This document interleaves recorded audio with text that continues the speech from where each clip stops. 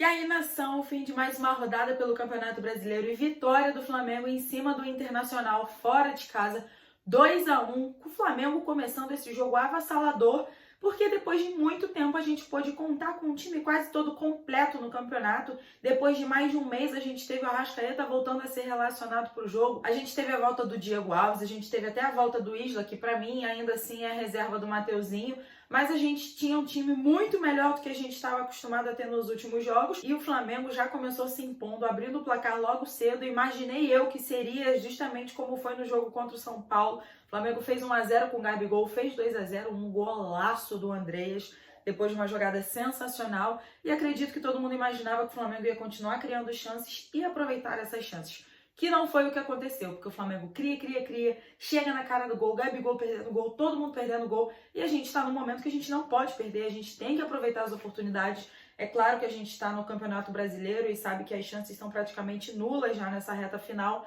mas daqui a exatamente uma semana a gente tem a final da Libertadores em Montevidéu, então esses jogos servem para a gente ganhar confiança, para o time entender o que não está funcionando, e aí num contra-ataque, inclusive, a defesa do Flamengo toda desarrumada, um buraco no meio-campo, porque parece que do meio para frente o time é uma máquina, mas do meio para trás é um desastre, é um Deus nos acuda. Mesmo tendo Davi Luiz e Rodrigo Caio, Davi Luiz que inclusive tirou a bola em cima da linha no jogo, mas o Inter diminuiu ainda no primeiro tempo, e os 15 minutos finais dessa primeira etapa foi um sufoco absurdo, Diego Alves tendo que salvar muito, porque o Inter foi para cima, o Flamengo ficou desorganizado, o time ficou perdido e não aproveitou as chances que teve. E é claro, a gente não pode deixar de falar que a gente teve um pênalti claro que nem foi revisado pelo VAR, que em momento nenhum o juiz foi chamado para assistir de novo o lance e simplesmente ficou de qualquer jeito. E a gente ainda tem que ouvir na transmissão que não está sendo mais recomendado chamar o juiz quando é um lance interpretativo, sendo que no jogo de mais cedo, justamente do líder Atlético Mineiro, um lance totalmente interpretativo e que a absoluta maioria das pessoas achou que não seria pênalti, foi marcado pênalti para eles. Mas no jogo do Flamengo as coisas não acontecem bem assim. É chato vir falar isso, mas está sendo repetitivo, jogo após jogo, erro de arbitragem prejudicando o Flamengo, que nesse momento do pênalti poderia ter feito 3-0 e o resto do jogo poderia ter sido completamente diferente. Mas a gente foi para o intervalo, o time voltou, não estava mais aquela correria do primeiro tempo, que foi uma loucura, o jogo estava mais equilibrado, mas a gente tinha que prestar atenção, porque o Flamengo não pode terminar 45 minutos, mais os acréscimos, como foi o caso do primeiro tempo, com o Inter tendo 15 finalizações. O Flamengo não pode dar esse espaço. A gente tem uma final de Libertadores daqui a uma semana e é desesperador pensar que o Inter teve 15 finalizações no primeiro tempo, o que não aconteceu no segundo. Apesar do jogo ter ficado mais equilibrado, não estava aquela coisa do primeiro, o jogo estava bem mais pegado também. E aí aquela pressão, mudança dos dois lados.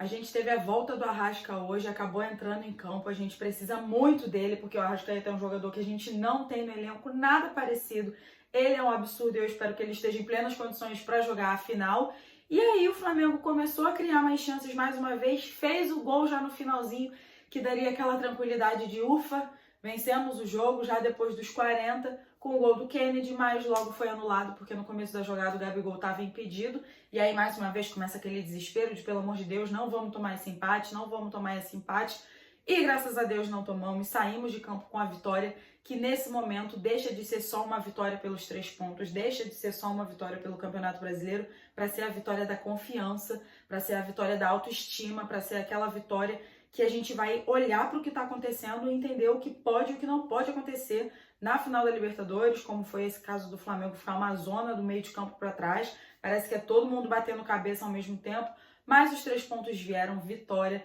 2-1 contra o Inter fora de casa. Eu, sinceramente, só consigo pensar na final, tá repetitivo falando isso aqui no vídeo, mas a gente tem outra partida antes ainda, contra o Grêmio também, lá em Porto Alegre, não é à toa que o time viajou e vai ficar por lá direto. E eu acho que nesse jogo contra o Grêmio a gente tem que ir com o time praticamente todo reserva. Porque se hoje eu tava com medo de ir com todo mundo titular e acontecer de se machucar, e graças a Deus ninguém saiu machucado do jogo de hoje, no jogo de terça-feira já é outra história, já é mais próximo da final. E aí eu acho que a gente pode jogar com um mistão aí, colocar o Arrascaeta, por exemplo, para jogar para ganhar ritmo, mas não para jogar o jogo todo, não sei. Mas vambora, tô ansiosa, vai dar tudo certo e vai pra cima deles, Mengão.